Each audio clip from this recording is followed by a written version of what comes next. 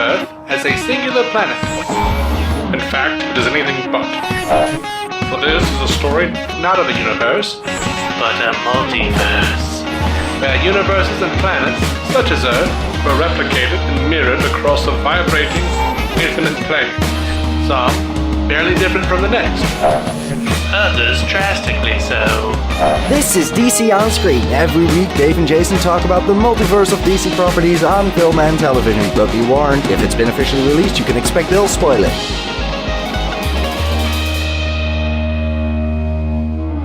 Welcome into DC On Screen. This is episode 440. I am your host, David C. Robertson. This my co-host, Jason Goss. Hello.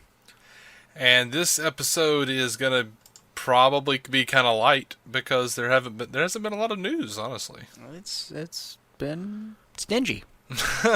Well, we've got Justice League ramping up, it's about to come out, so we've had a lot of, behind the scenes stuff, and I'll talk about some of that here because, well, news is so sparse. Yeah. But, if you would like to hit us up on Twitter, though, DC On Screen, and go like us on Facebook, or you can call us and record a voicemail for us. We'll put it on the show, 205-259-6331. And I do want to remind you also that if you really want to help us out, you can pop over to iTunes and leave us a positive review if you like us and you want to help us out. I don't know why you'd want to help us out if you didn't like us to some degree. But, no judgment, whatever. If you hate us and you want to help us out, I guess I'll take it. Just a truly generous spirit, and thank you in advance. Right?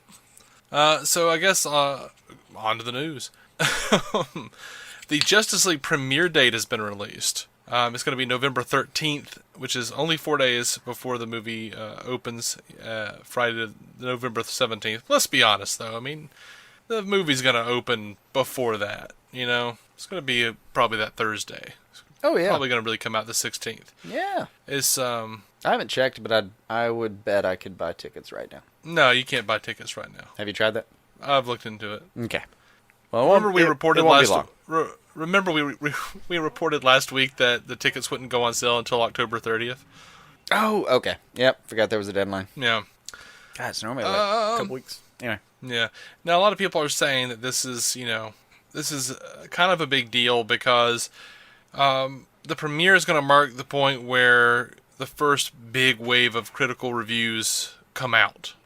And that if they're only putting it out like 3 days ahead of time, that means the movie's bad. It's always the accusation. Sure. Maybe it's true. It also, this is not looking good. Well, some people are saying it doesn't look good. There's Aaron Couch over on Twitter said, he's the editor of THR's Heat Vision blog, and he says there will be no U.S. press junket for Justice League per WB, and people are freaking out. But Umberto Gonzalez points out the U.S. press is flying to London for the premiere, so shut the hell up about it. It's not a thing. It means nothing. Also, driving fans crazy this week. A lot of different. We should just sort of change. Do you have the hiccups? So bad. Suddenly so bad. I'm going to overbreath you. Keep talking. Go ahead. Yeah. We're keeping this in. I just took a giant sip of water and did it wrong. Right. Oh, this is staying in. Oh, yeah. Yeah, I'm not going to bother cutting it. The fan base has been going nuts because a lot of different people, including Regal Cinemas and AMC theaters, are saying that Justice League is 121 minutes. That's just over 2 hours. It's like 2 hours and 1 minute.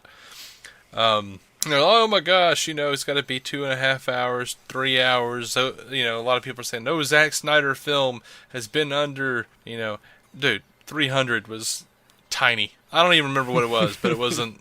It was perfectly fine. It wasn't 300. No, yeah. No, it's actually one of his more applauded works.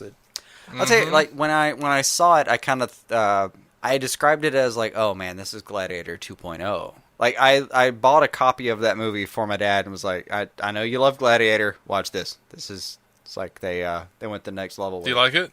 Yeah, he actually did. Nice. So I like Gladiator too. I don't own a copy of that, I don't think. Anyway, Scott over at the Suicide Squadcast did some kind of fun stuff this week with that. Pointing out movies that were really good that were only 121 minutes long. Nice. And because people are just like, oh, it's too short. Oh no, what's gonna happen? And as I said on Twitter, 2 hours is perfect. It's long enough for a good narrative, but without the 30 minutes of pinching the tip of your dick to keep the urine in. Yeah, I can applaud that kind of thinking. Absolutely. It really is. There should be a temporary catheter for certain film lengths. Yeah. I mean, at the very least, we have to admit that there either needs to be medical instrumentation involved or an intermission. And one's way cheaper than the other. Yeah, quite honestly, man, a lot of these comic book movies have been getting so long that both Marvel and DC, it's just like, good lord, I don't need 2.5 hours of this. I have to pee. Yeah. Like, please let me out to go pee and eat. I don't want to see this much movie. Human type activities. Can you please let me stop sitting in a confined structure? Yeah. Next to other, at this point, miserable people. I'm 6'4", dude. I'm a tall guy. My legs get cramped. Yeah. I don't want to sit there all day. Yeah. Watching the movie. I mean, you're uncomfortable in a movie by about, 9.5 minutes. Yeah, absolutely I am. You know what they should do? Instead of having seats that, flip up, they should just have couches, like futons. So you can lay down, like you're at home. Yeah, everyone can, lean on each other if the mood is right. Yeah, I mean, they can still have the little armrest. I say why. Save the space. Let's let people have a real viewing experience. Yeah. We don't need these barriers. What were we talking about? The thing where in the next few years we expect it to be like once you purchase a ticket, you can put in a code you can scan it on your phone, and if you get it to go pee, the movie can come up on your phone while you're peeing. Yes, we were talking about that. Oh, that's such a great idea. Oh, it's fantastic. I want it so much. In that case, make it long. I don't care. It would make me very happy. Yeah, I mean, you could have a 4-hour movie. If I could just get up and at least view it on my phone while I walked through, that would be game changing. Yeah, absolutely. Or, I mean, you could do it in the lobby. But, imagine if they moved all the concessions, or half of the concessions, and the bathroom's already back in the house. So you have to already go through concessions and buying a ticket to get to the bathroom. At least in the bathrooms, if there was, a little set of mini screens. I mean, you could do this on something that's like a 24 by 24 monitor, and it just gave you a small glimpse of the actual movie you were supposed to be watching. Mm-hmm. And then, for the few seconds that you're there, you tap on the movie and it expands, and you can see it in the whole thing. And, you have, a set of Wi-Fi headphones that follow you through, or Bluetooth headphones, really, that follow you through the theater. Yeah. You put those on as part of the viewing experience. It's attached to this thing, and you just go. Yeah. So if I go leave the movie at any given point, if I only had that, at least I'd be able to hear what was happening while I have to go pee in the middle of a 3.5-hour movie. Yeah. And, it'd be great for smokers. Ah, it'd be delight for smokers. Yeah. Anyway, moving on. They released this first look at the Flash trailer. There's a lot of it that is very, very obviously stuff that we've seen before. Mm-hmm. Which, by the way, a lot of detractors are saying is a bad sign because we keep seeing the same images and the same stuff again. It's never going to end. They're never going to stop attacking the DC EU. It's not even that. It's just you see this kind of thing with. You see it with every movie. Yeah, with it's like big ticket movies. They reach the point where they just don't want to show you anymore. They're like, oh, no, you need to come see the movie, and then but because it's the DCEU, people are like, oh. They just keep showing the same thing over and over again. That means they don't have much. This is really the best part of the movie. Shut up. Anyway, so I love this trailer, though. I love this little promotional bit.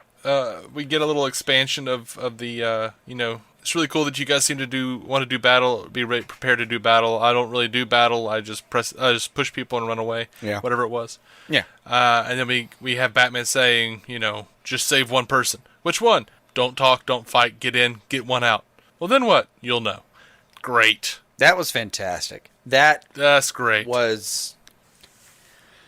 That is maybe my favorite moment of everything we've seen. Yeah. Honestly, because it's so... Batman being a mentor. Yeah, Batman just forming the Justice League. What is it you do well? You retrieve. Go retrieve. Don't think. Don't act. Don't plan. Just go retrieve. Mm-hmm. Make one person safer than they were when you got there. That's it. Just go be a Boy Scout. That's it. Leave it better than you found it. Yeah. Yeah. Oh, it was a wonderful moment. Yeah. So yeah, that's out there. It'll be in the show notes. Oh, not to mention Ezra Miller's comment. Oh yeah.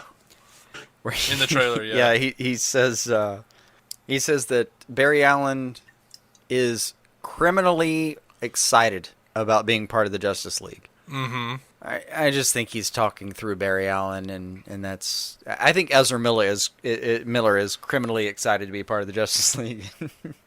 He just kind of put that on Barry Allen for a second. And what's funny is in the promotional video that I don't know, you see him sitting there with the rest of the cast, but he's so dorky. Like, he's got these ridiculous glasses on. Yeah, everybody else he's all decked out in the Flash gear. Everyone else is dressed like a human being.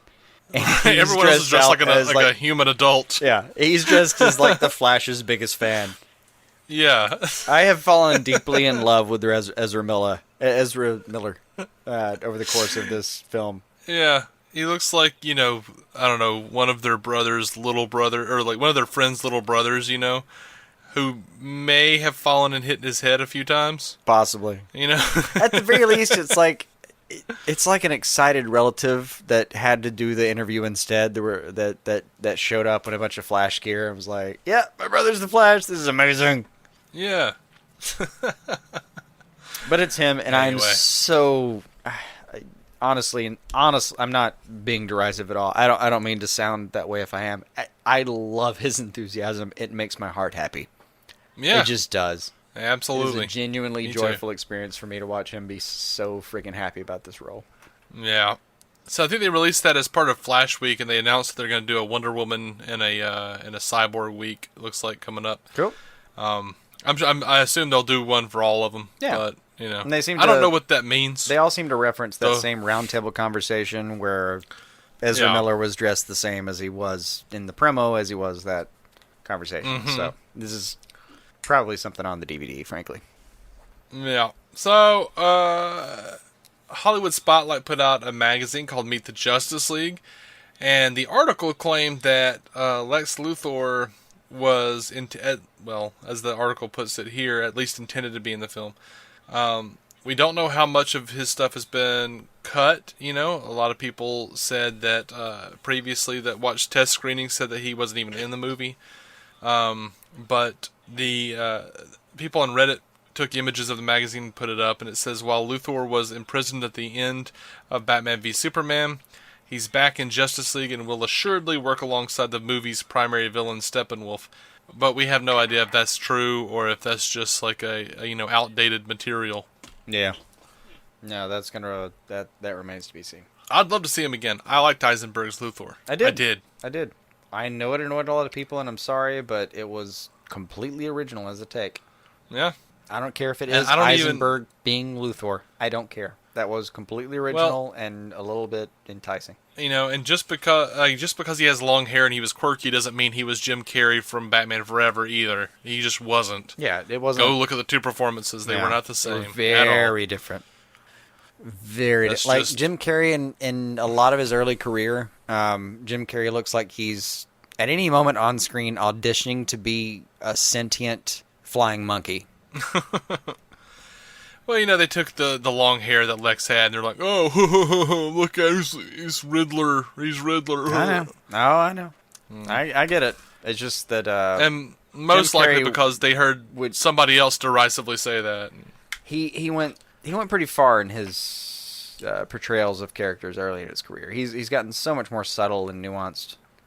I mean, he could have been that. I mean, shit, man. Forever came out after The Cable Guy, and that was, at times in that movie, he was very nuanced. Oh, yeah. Truman Show, subtle. Great. What was that thing about? Truman Show was great, yeah.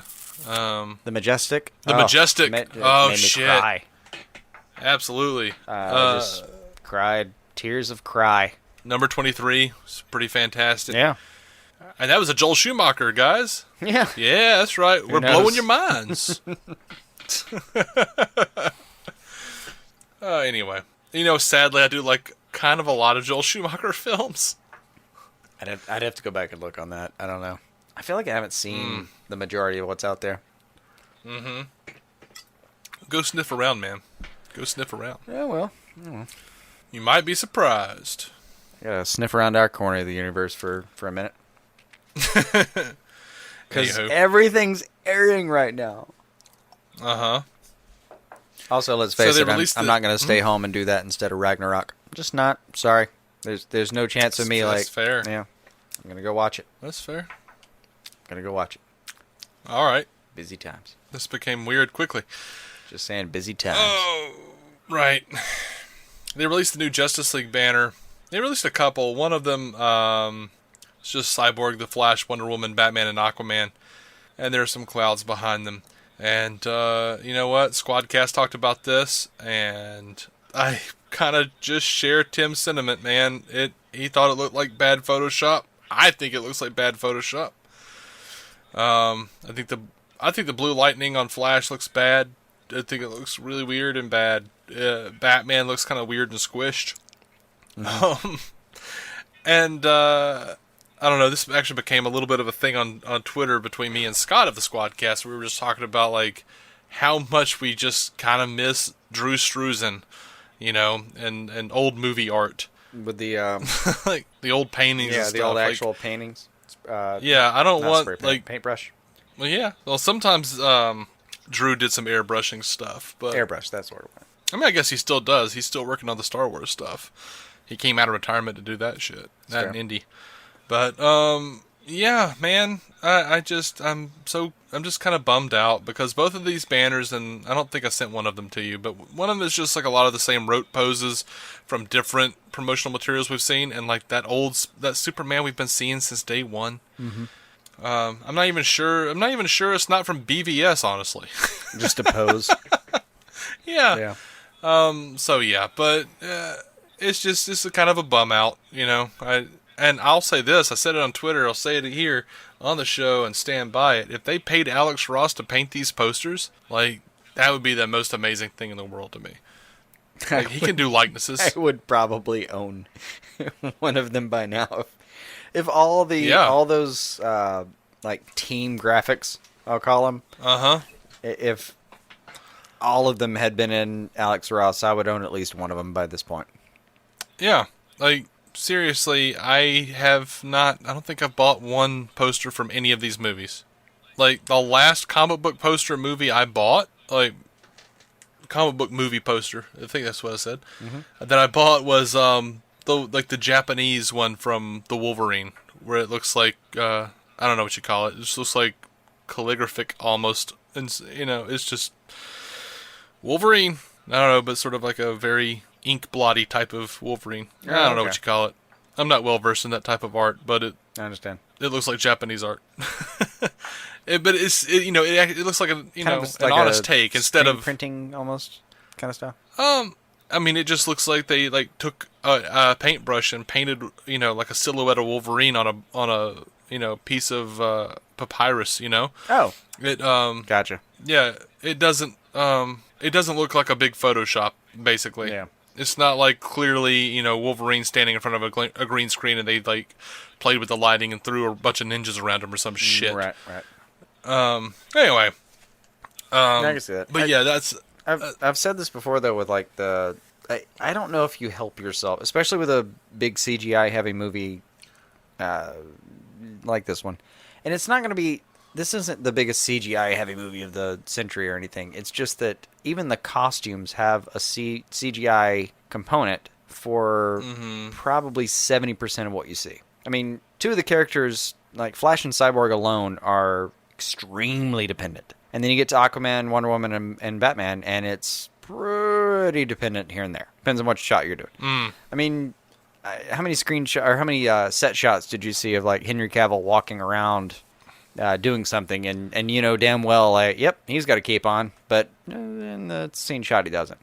It like the capes in particular can really add up on you. So 50+% of any one of these still shots, I would say, are gonna have some kind of CGI integration, and yeah, I part of me wishes that any of these companies would just stop doing them, because I don't think you're going to get a great representation out of pulling frames, sending them to somebody, saying combine those frames, here's your background, and go. I don't think you're going to get a wonderful thing out of that. Yeah. I don't care. I mean, it doesn't really. I don't think the quality of it matters insofar as it matters that it's kind of a failed project. To me, I think you're better off giving me stills of the movie that are in good working order and just calling it there. Yeah. Rather than these like poster shots and this should be on your dorm room wall and stuff like that. Yeah. Well, I'll tell you this: if they did a Justice League like Drew Struzan, where it looks like the Indiana Jones movies, or I mean, everybody knows Drew Struzan. They don't, but they should. Do. If you don't, you do. They just don't know it. They just don't know they know it. Mm-hmm. But if you're alive Star and Wars, remember walking through a movie store, you know it. I mean, Angels in the Outfield, Back to the Future, Star Wars, Indiana Jones. There's a ton of them. There was like a period in the mid-90s, if it looked particularly good, probably him. I mean, not even for movies either. Go back into the 70s and he's doing just ridiculously badass vinyl covers. That's where the movie studios found him. Oh no, I remember that. I remember seeing that. Yeah. He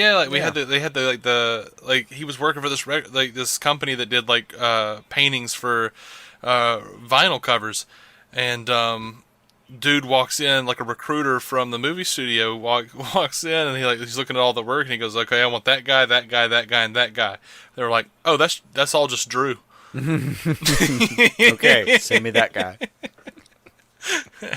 And the guy talks about they did this documentary. The guy talks about it. He's like, yeah, so that guy come in and went, well, shit, I've just lost Drew. Before he even says which ones he likes, he's like, well, that was nice while it lasted.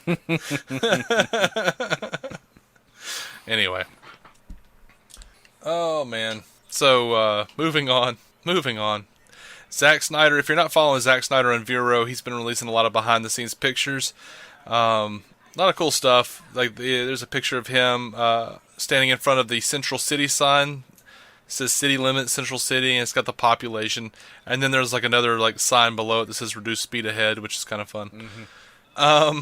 He's got pictures of Atlanteans and Amazonians preparing for battle. He's got a picture of Ray Fisher. He's actually welcoming Ray Fisher to Vero because Ray Fisher joined Vero. That's Cyborg. Why not?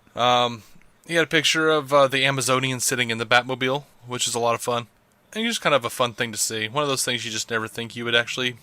You wouldn't even consider the fact that you would never see that. But now we have seen it. But then you see it and go, oh, that's neat. He's also got a picture of Julian Lewis Jones. And there's a confirmation here that from Julian Lewis Jones, who says so incredibly proud to be part of Justice League. Zack Snyder is a cinematic genius and a lovely fella, and it's a picture of him basically as King Atlan. He's got the Aquaman suit on. Looks like he's got the trident. He's got the crown. It's probably going to be from a flashback. Nice. There's also there are motion posters that they've released of Aquaman and Flash. I don't know what the point of the motion poster is. They look kind of cool online, but I don't know what I'm doing. I mean, I look forward to paper-thin, affordable monitors you can hang on the wall, or like LED monitors you can just paste on the wall. The way you can have motion posters, and every poster you like, you can just have every poster you like in a limited space. You know what I mean? Right. They can just cycle through like a wallpaper, but all over. I especially look forward to that because I'm running out of room, buddy. You're right. Now, Jason Momoa was talking to Total Film, and he was talking about Zack Snyder's daughter's suicide. And he says, when something happens like that, I really couldn't give two shits about the movie. Zack is someone who kind of saved my life. This opportunity to be where I am is all because of him. So if you like Aquaman, you can pretty much thank Zack Snyder instantly, because none of it would have come true if it weren't for him.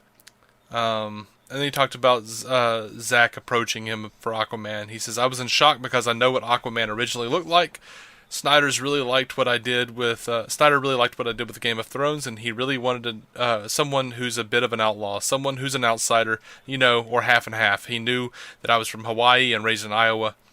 Zack had the idea to put the tattoos everywhere, and everyone wanted him to have a little bit of blonde in the hair. I just wanted him to have the Van Gogh green colored eyes, where you kind of get lost in them.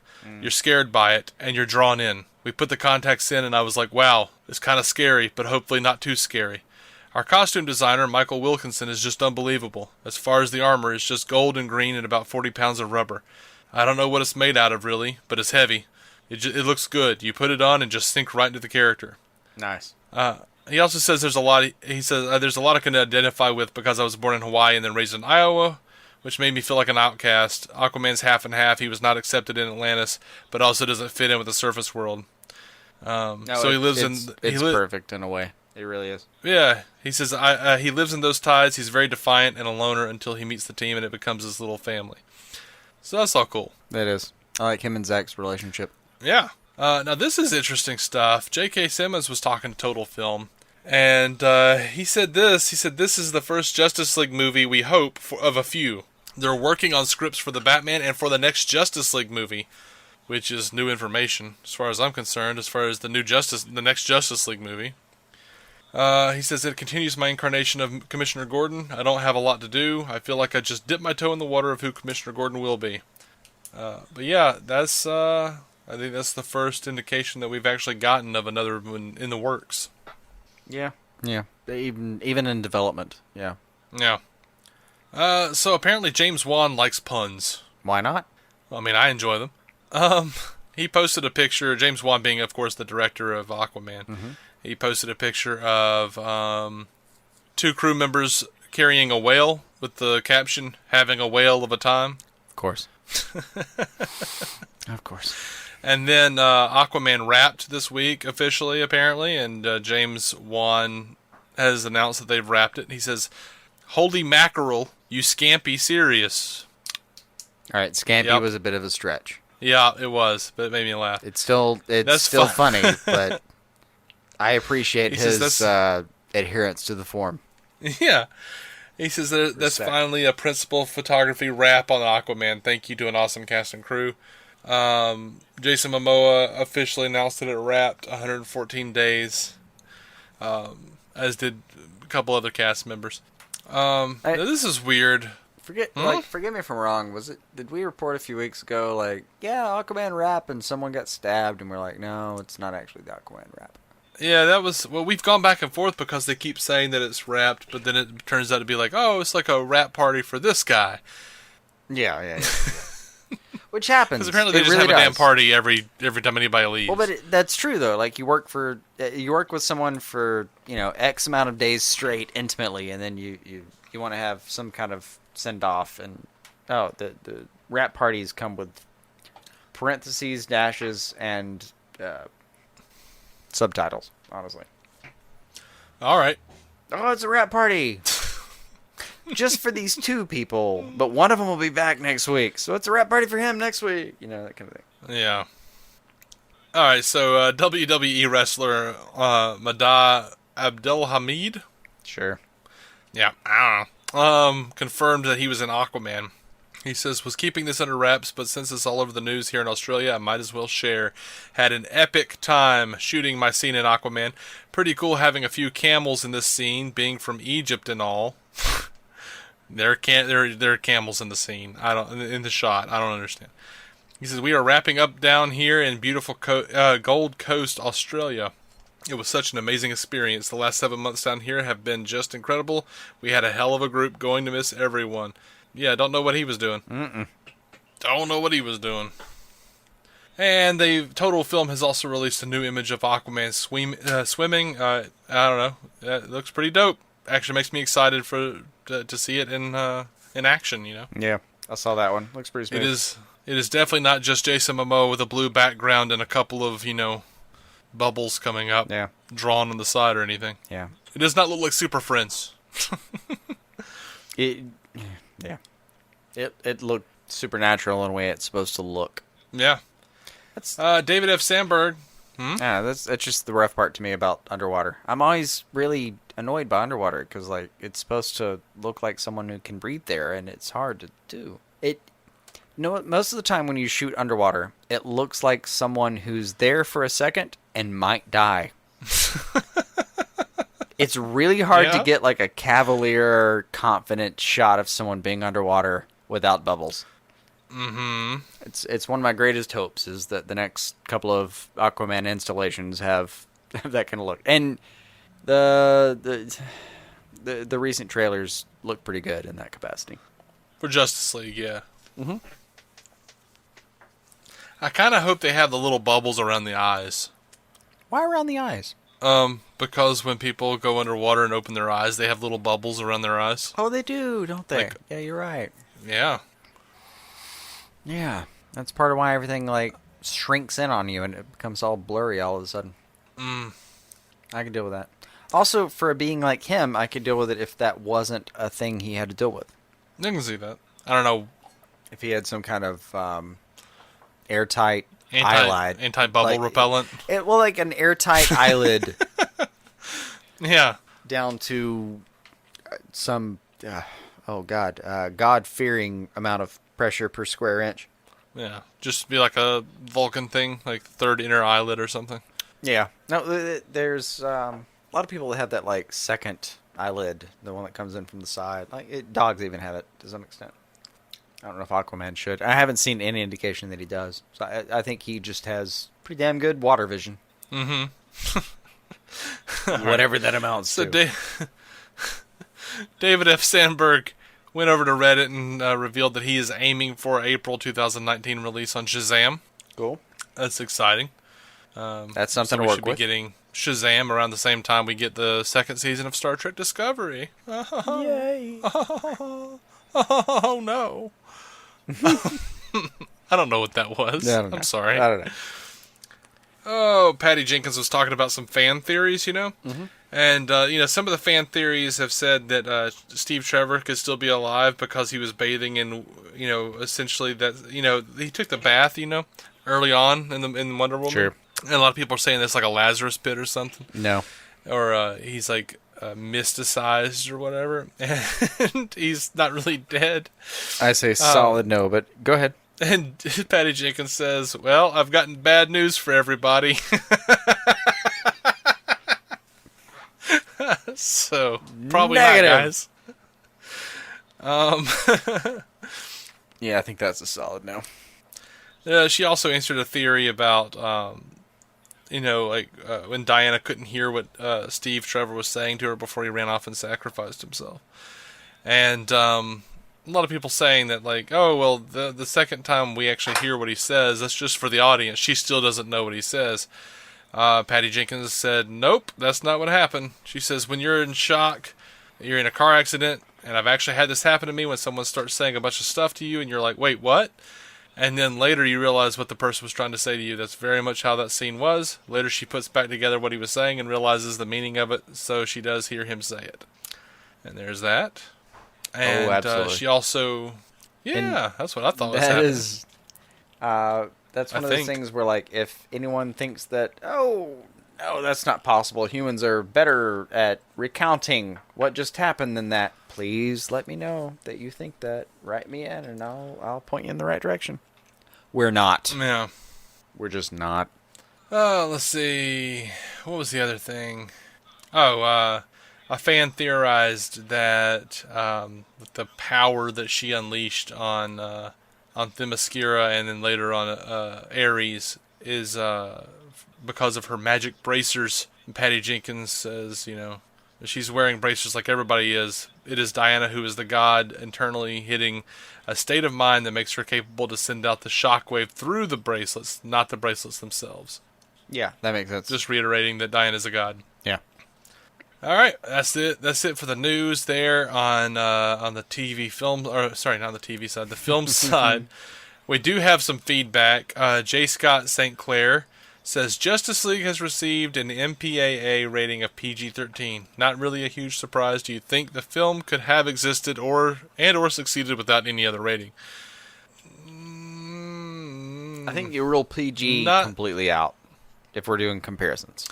Yeah, if we're gonna do any kind of violence, they're gonna make it PG-13. Yeah, I mean, I think PG obviously is the component down, and that's outright gone. And then rated R obviously is the component up, and I that's just, I think, where we are in the industry right now is you want it to be PG-13 for a reason.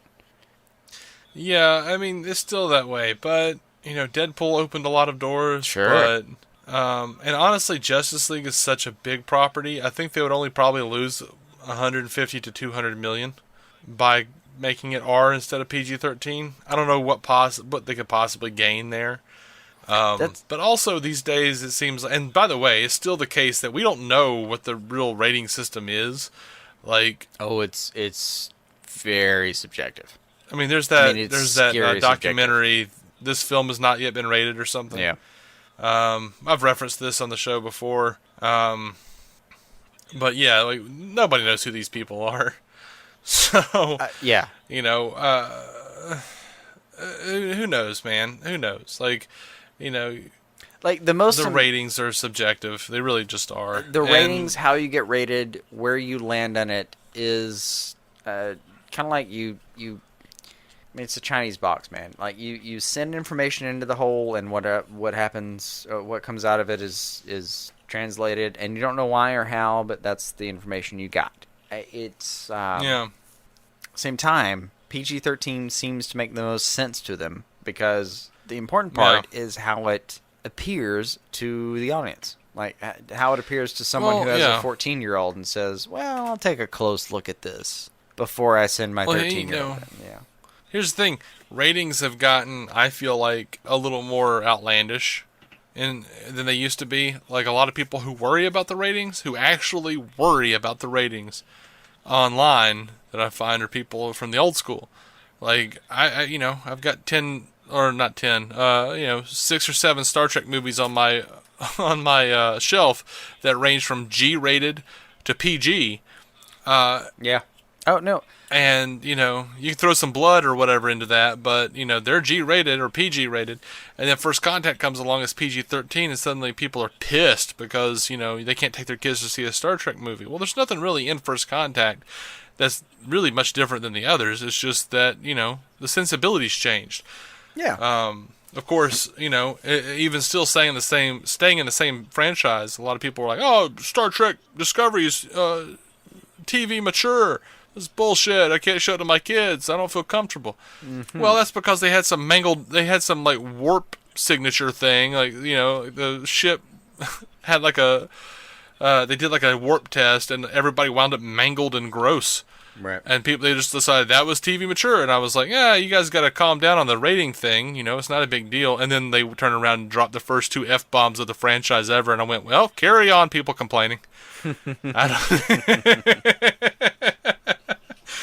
Look, it's part of a system where, let's put it this way, the ongoing definition by the Supreme Court about whether something is pornographic is, let me take a look.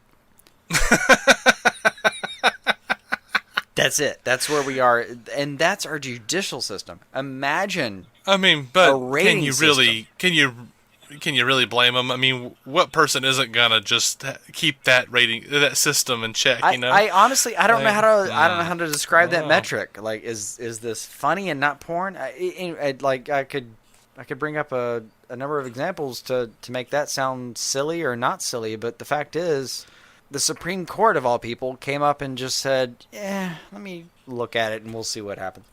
But how do you regulate art? That's really all ratings are. Is they're trying to regulate art. I think that's the. It's kind of like the brother or sister motion of this is, we know with porn. I need to take a look. So over when art. Hold on.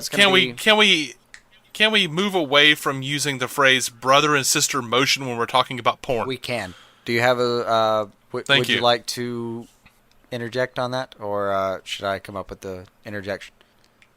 Just don't ever say it again. We'll pretend you didn't say it. Just keep going. All right, fair enough. So we're gonna bury that. I rate this podcast R. So for brother and sister motion. And here's the funny part: I can't I don't know if I can get better than just saying, in a related manner. Aw. I don't know. I don't know how else to describe it. But in any case, like, if that's the standard in the Supreme Court, well, how do you do any better in rating something PG-13?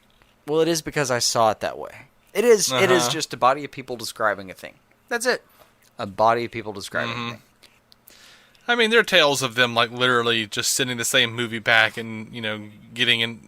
They're like, oh, it's an NC-17. And they, like, just take it and send it back to them, resubmit it, and say, okay, we've made some changes. All right, well, we can make it R then. Yeah. No, it's... Nothing changed. It's so subjective, it's painful. I honestly think... there's my honest take on it. On just how this works in Hollywood at the moment. You can have, short of... some sort of political misdemeanor that you have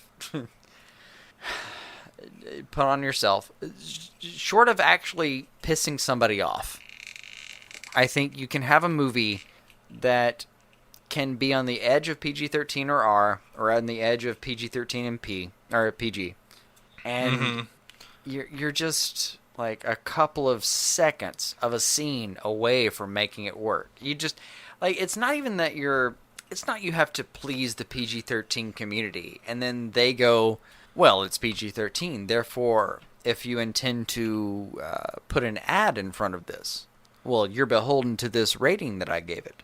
Yeah. It's not even that clear. It's the ads talk to the people, the ad buyers talk to the people that are actually rating it, and then the people that are rating it talk to the people that are making it, and then the people that are making it talk to the people that are rating it. It's an absurd fucking system, man. They should just do away with the rating system altogether. Because I'm in Alabama. You're in Alabama. I've got people on my Facebook. I will see like, well, I went to take so and so, take my child to see this movie, and it said it was PG-13, but there was a side titty in it. That should have been R. How about we just do away with the rating system? There are websites out there, whether they be Christian or not, whatever, that meticulously break down every quote-unquote naughty thing in the movie, from violence to nudity to drug use to whatever. Absolutely. They have it all. They have it all listed. And how about parents be actually conscientious for a change, and stop relying on some arbitrary freaking rating? No, and just look into what might be in a movie. You've got to view it before you actually. You can't trust any of these things. I cannot count how many times I've seen someone be offended that something was rated blah, blah, blah, blah, blah, blah, blah. Yeah. Well, what's the point? And then they saw it and blah, blah, blah, blah, blah, blah, blah. Just...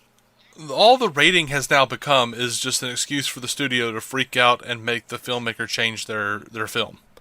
I do. I think that's a lot of it is... It is the Rotten Tomatoes of the of institutionalized Rotten Tomatoes.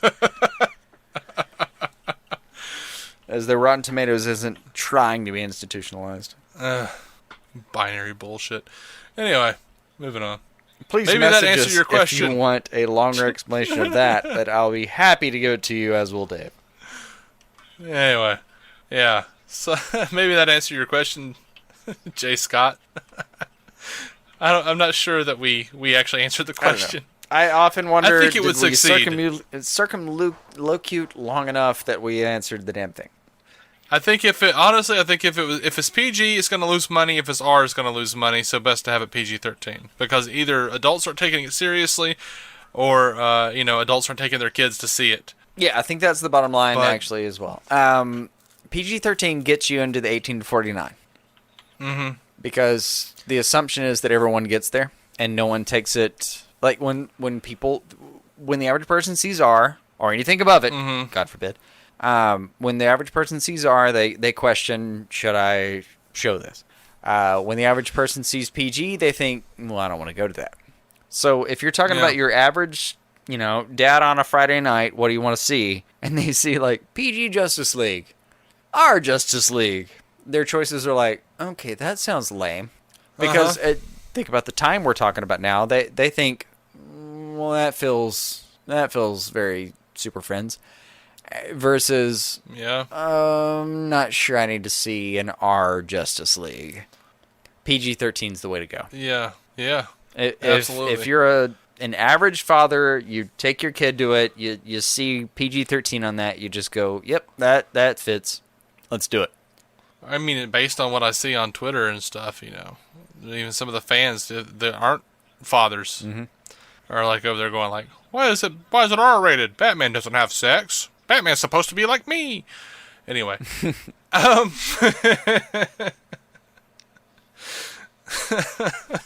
sorry. We'll leave the subtext of that unaddressed.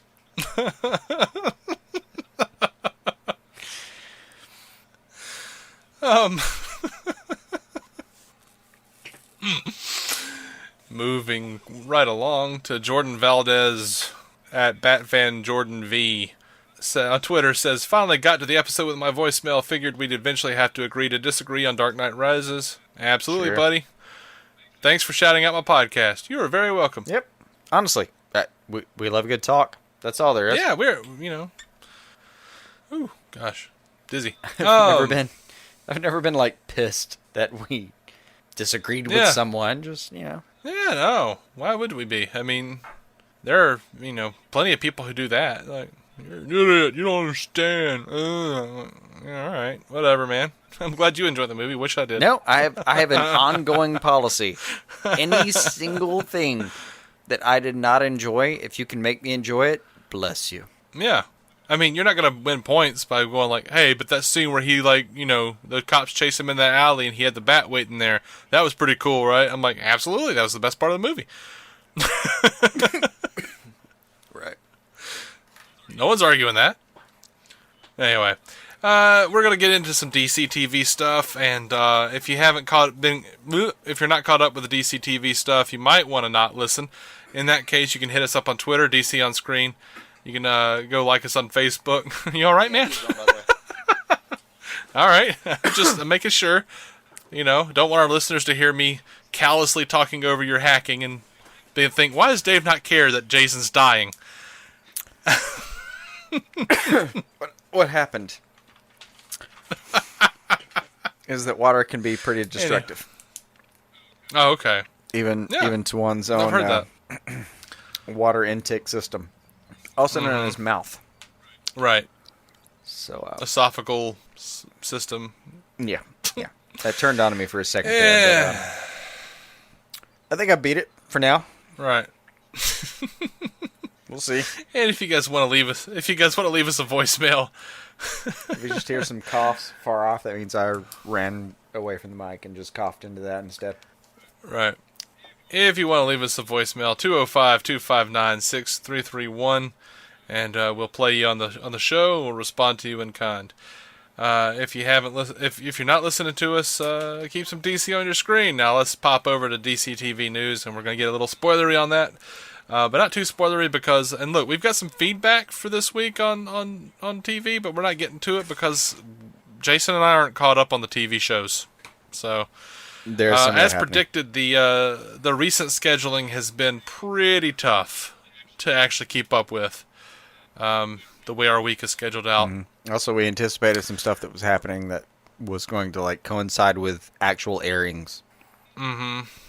There's some background stuff happening. It's not just a matter of us getting home every night thinking, "Oh, I should just go watch that." There's other stuff. Mm-hmm. So anyway, Supergirl, we have some news about Rain's powers. Andrew Kreisberg was asked about what Rain's power set would be. Some have assumed they would be the same as Kara's since they're both Kryptonian. He responds, you'll definitely see some surprises. Hopefully it's not straight up what people are expecting. As always, we've got a couple of really nice twists and turns. He also says, we tend not to do direct adaptations of the comic books. No kidding, buddy. We take a bit of an idea and work it through our imaginations, which are quite shallow, and something new comes out on the other side. That one's a cheap shot, and I'll call you on it. All right. Fair enough, kind of. On the plan for establishing... I'll give you the kind of... All right. Now. On the plan for establishing Rain as a nemesis, as much as Kara is on a journey, Samantha is on a journey too, and it gets just as much screen time as Kara's does. Or did you really mean to say scream time? I don't know about screen time, but investment, that part works for me. And honestly, the big takeaway for me, and they've been talking about this for a while. I was like, we're gonna really do this. Is I want to use the word investment, and ROI. Like, okay, they're saying they're going to invest hugely in this Samantha character and her reveal. It's not even her reveal. They've told you who she is. It's just they're gonna do absolutely. like this slow burn over the whole thing, and that's great. And I kind of, it would be really cool if they did that. They turned in on themselves now. We're like, it's not just some person she runs across or anything. It's like, we're gonna spend as much time developing Kara this season as we do Samantha. That sounds actually pretty fantastic. No. But are you caught up on Supergirl at all? No, I'm 1 episode behind. Okay, well, yeah, they did a lot of that work in the last episode, and I'm digging it. Awesome. Because I am caught up on Supergirl. Awesome. I mean, actually, as of right now, I'm not. That was really my only... Well, yeah. Yeah, as of 6 minutes ago. Yeah, as of 6 minutes ago, you're 2 episodes behind, and I'm 1 episode behind.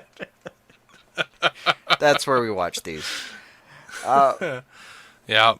Yeah, that's something I'm like rectifying tomorrow night, but it's still I've been catching up. So that sounded really cool. I like the idea of them developing both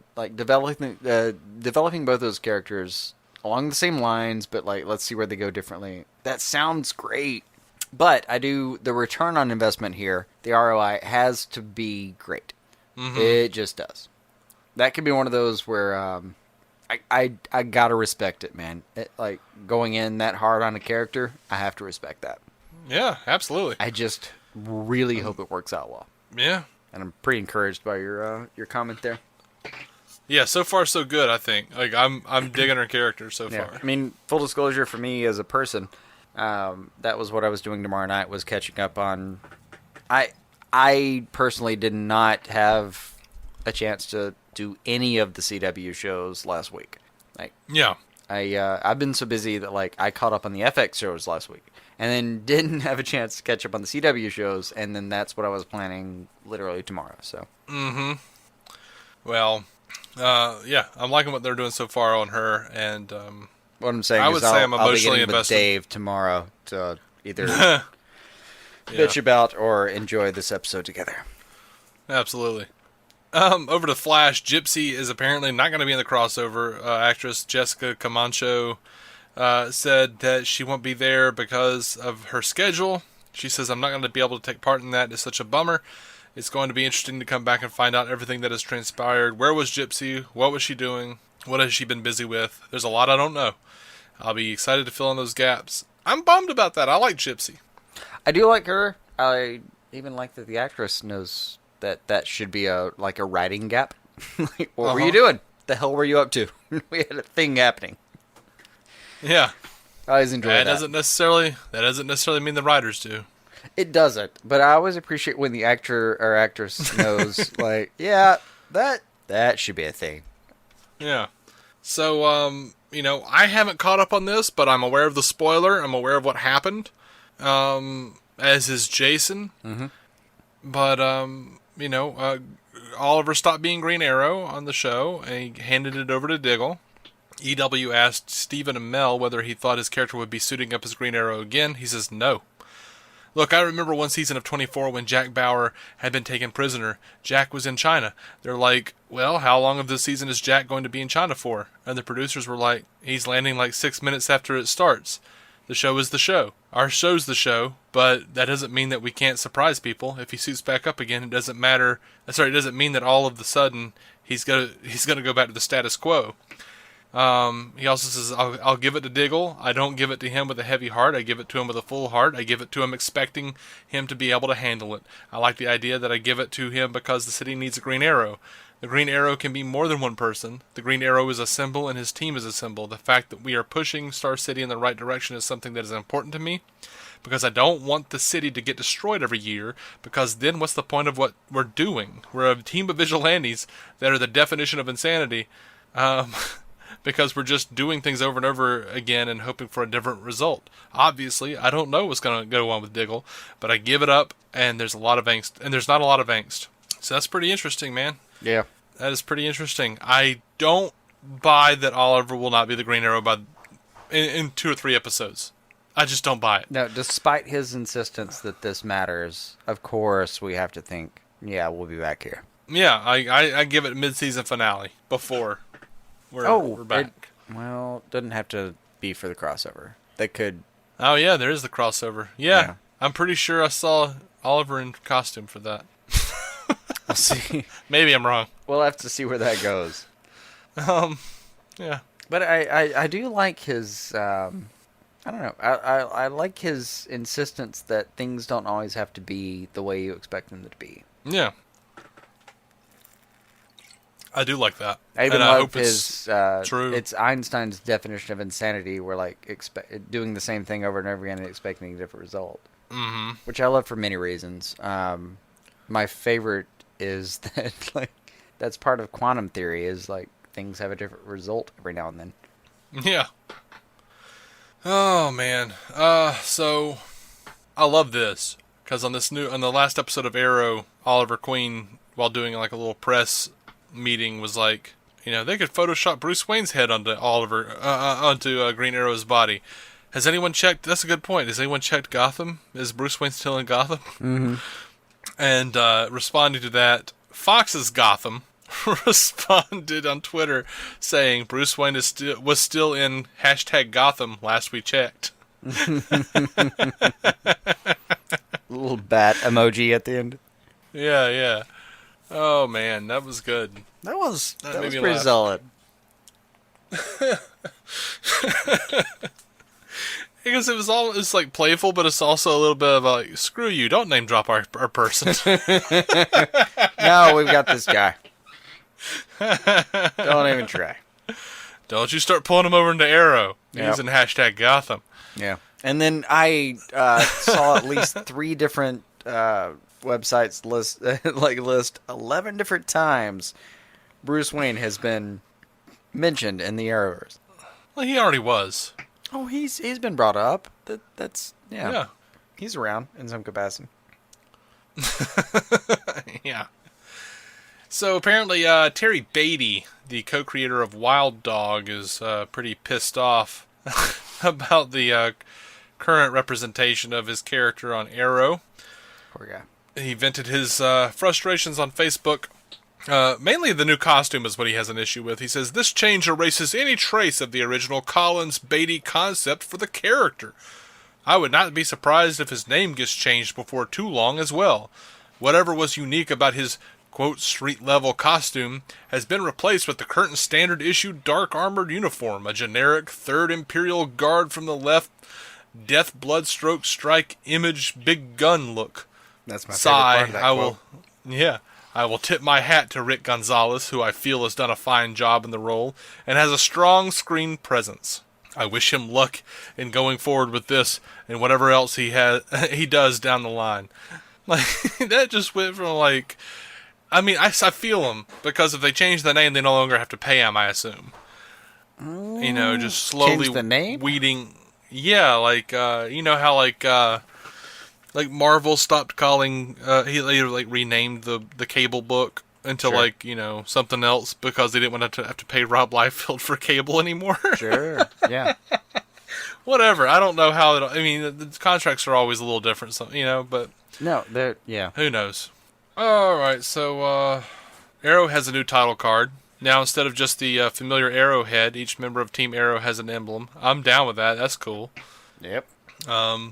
Now, Kevin Smith was was talking to Screen Rant. Screen Rant talked about how awesome it would be to see onomatopoeia on the show, and Smith says, "You and me both. I've been saying it for years, but Arrow, they don't care.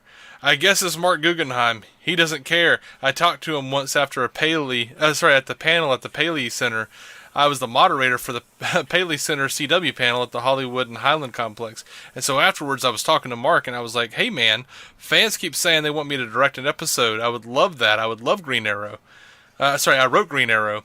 And he says, He says Guggenheim knows that the fans want that.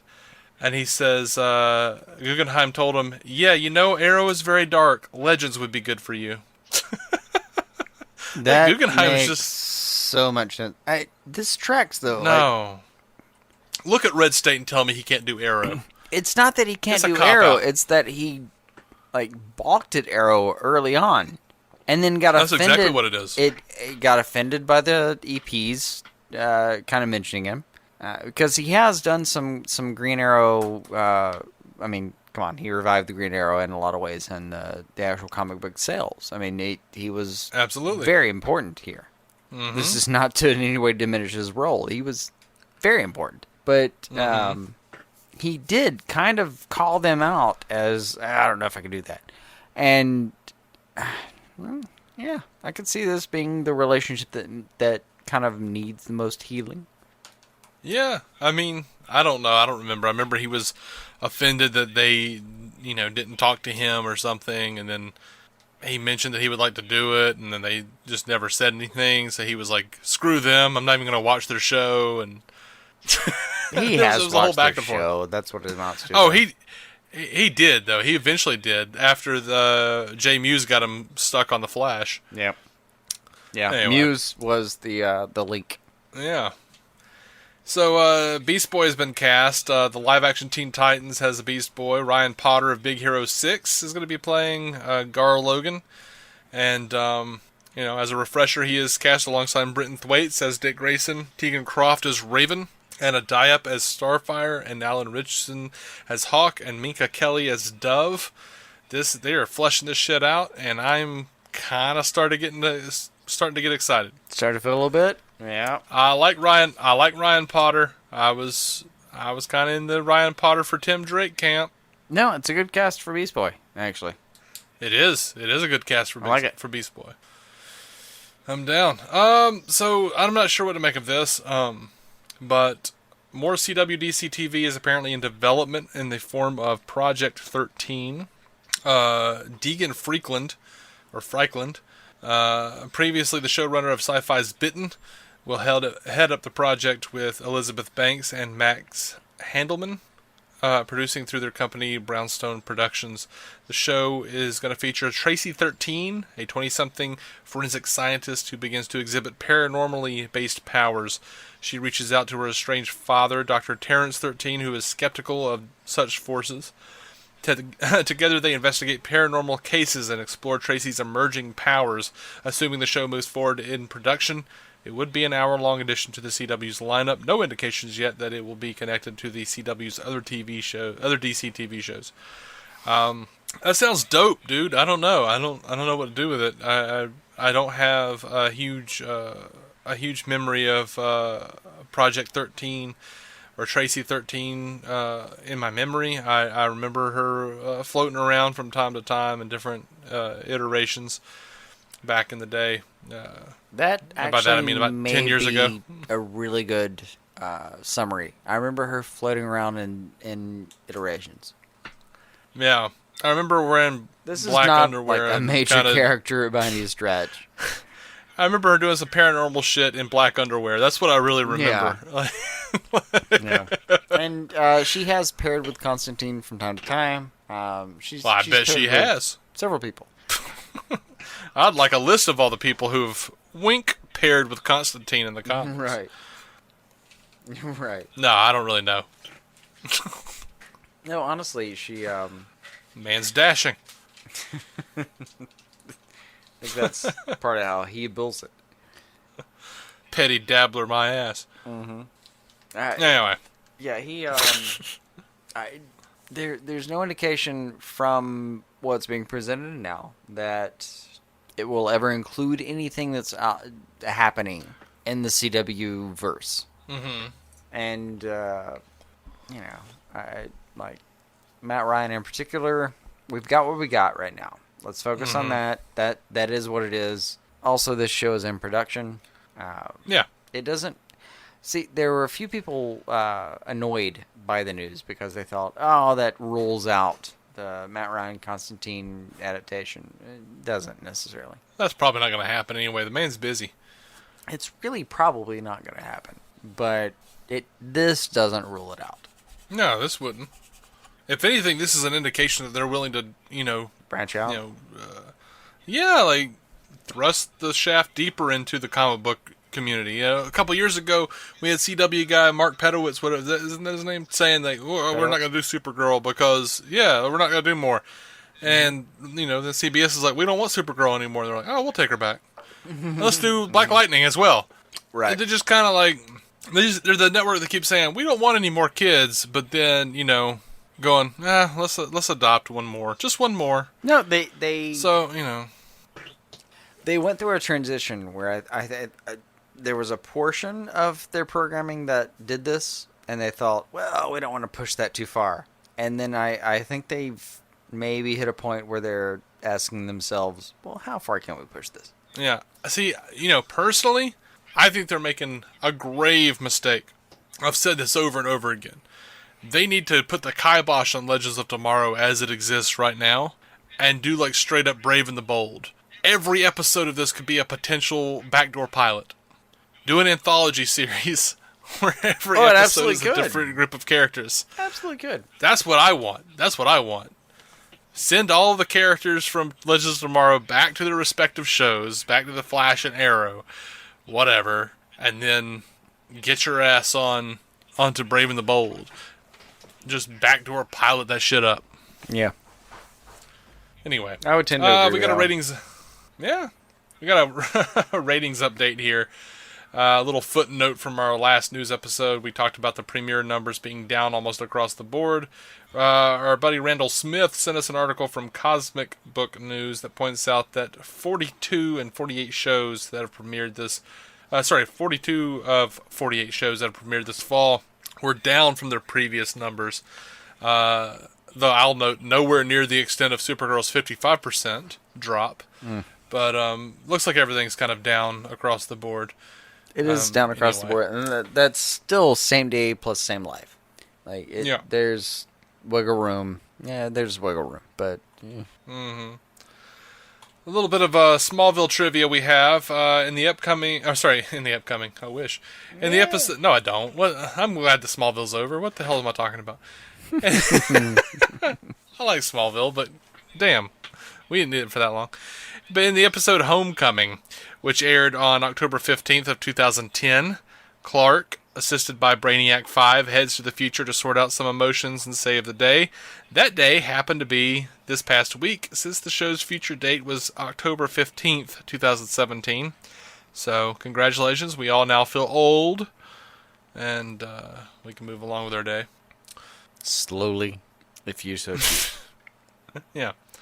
Alan Burnett was talking about some of the unproduced Batman the Animated Series episodes. He revealed a Dracula Batman episode where Batman becomes a freaking vampire, which they were like, absolutely not. Fox Kids was just like, no, we're not doing that. Right. There was one called, this is intriguing, and I would love to see this.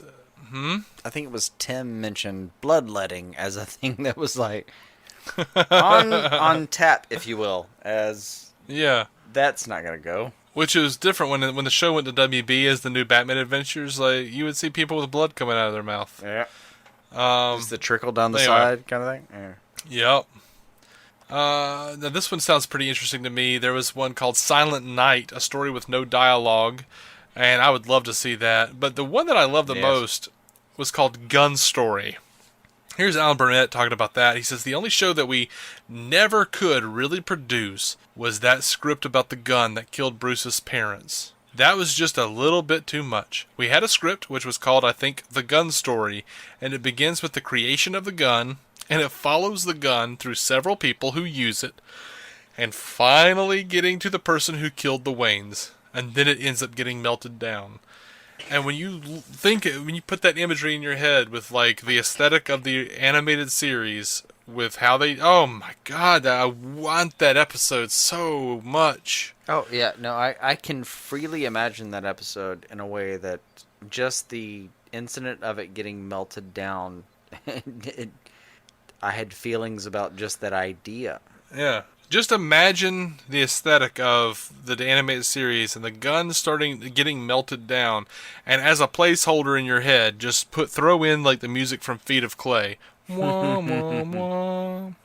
Yeah. You know, just oh my gosh. Or even just That the would be upbeat nature amazing. of manufacturers producing a gun. You know, just a bunch of people doing their job, making a gun. Do, do, do, do, do, do, do, do, do. Yeah, that kind of like Yeah. upbeat manufacturing, culminating in smelting. Mm-hmm. There's Oh my gosh.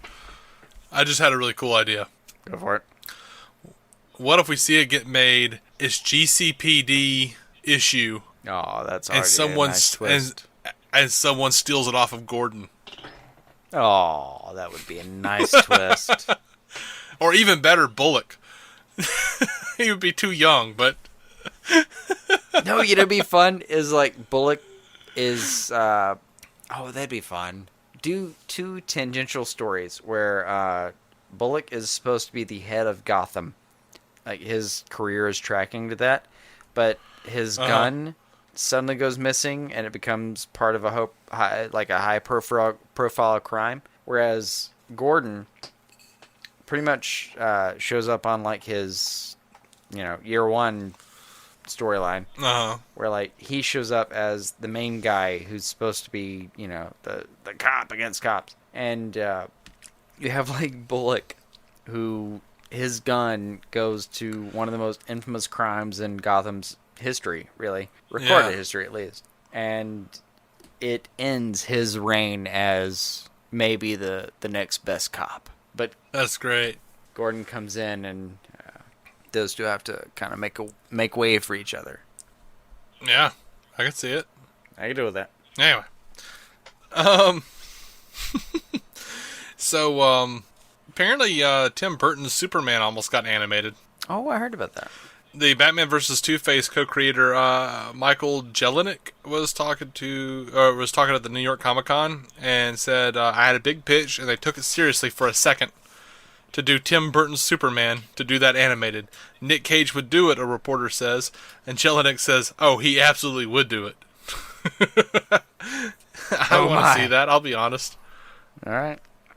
I want to see that. I'd watch it. All right. I so really would take his voice. His voice is an okay Superman. Yeah, I mean they should draw it like him. Like I would want Tim Burton to come in and be a consultant on it at least. I would like them to thicken his chin. Nah, man. Let's do it as well as we can. Tim Burton's Superman from the storyboards he had. I want to see that movie for real. All right. Make him look like Nick Cage. Roll with it. Anyway. They released the arcade version of Injustice now. It's apparently exclusive to Dave & Buster's. It is family friendly, which means they have put orange tips on the guns in the game. How lame is that? Lobo doesn't flip the bird anymore. And it's a port of the mobile game. There are no joysticks on the arcade machine. I don't know how to process that sentence. Right? Just buttons. Just buttons where you execute attacks. That's what it is. Apparently, one of the did that really cool 25 years ago with the Ninja Turtles. Right. I mean, they had joysticks though. They did. They actually did have joysticks. You're right. Mm-hmm. I know I'm right. Sorry. Shit. All right. Sorry, I had a little light. I saw a little light flicker that said, "My little Dave, you're being a dick." Light flicker, and I went, "Oh, that's funny." Oh no, it's okay. Yeah, but yeah, I played the hell out of that Ninja Turtles game though, for real. Oh yeah. But I paid a lot of dollars for that. Yeah, apparently though, when you play, you get these. There are 200 unique cards that you can collect. Like the game, the machine gives you cards after you play, after each session. And they have various heroes from the game, like Harley Quinn and everyone, even Static Shock, Sure. the Flash, a bunch of people. There are RFID cards, and they're available in bronze, silver, and gold. And we don't know why they exist, but apparently there's a possibility that Dave & Buster's might roll out some kind of exclusive redemption prizes for the cards. Why not? But, no word on that yet. So, that's the thing that exists. And that's it for the news. That's it. That's all I got. I don't have anything to add. I feel like that's it. All right, well. Guys, gals, thank you so much for listening to us. We will be back next week, I imagine. Unless something terrible befalls us or there's just so little news that we actually decide to call it. I am throwing that option on the table after this week. But that happened. But we do hang out on Twitter. You can hit us up, DC on Screen. You can like us on Facebook. Send us a message. We'll talk at you. And you can voicemail us. You can send us a voicemail, 205-259-6331. You will be played on the podcast. I won't lie. I do miss the Witter Women.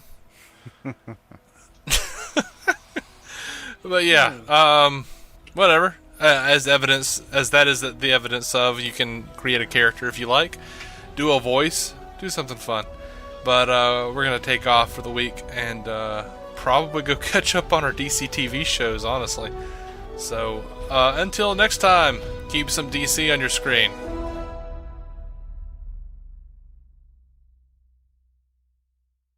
Our opening narration was from Dan Jurgens' The History of the DC Universe, Part 3 of 10, as featured in DC 52 Week 4. It was performed by me, David Z. Robertson. Intro music by Jason Goss and Michael Shackelford. Michael's band Future Elevators can be found on Spotify or future-elevators.com. Our introduction was performed by Eli Ophelders of Stealing the Remote, which lives on SoundCloud and can be found on iTunes and Stitcher.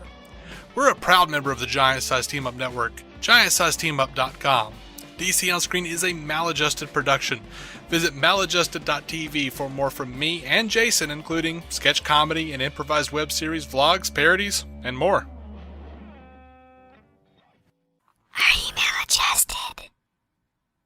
When someone says you should use a product or service, you're skeptical, and you should be. Which is why Myers Auto won't ask you to trust them for your vehicle repair and maintenance. However, they will ask you to trust their customers. I first met Dwayne 10 years ago, looking for a shop to do transmission work on my antique Jeep. I have quite a few Jeeps ranging in age from 1946 to brand new. Truly, for all my automotive needs, I trust Myers Auto. Find out for yourself. Myers Auto, just north of L on 140th Street.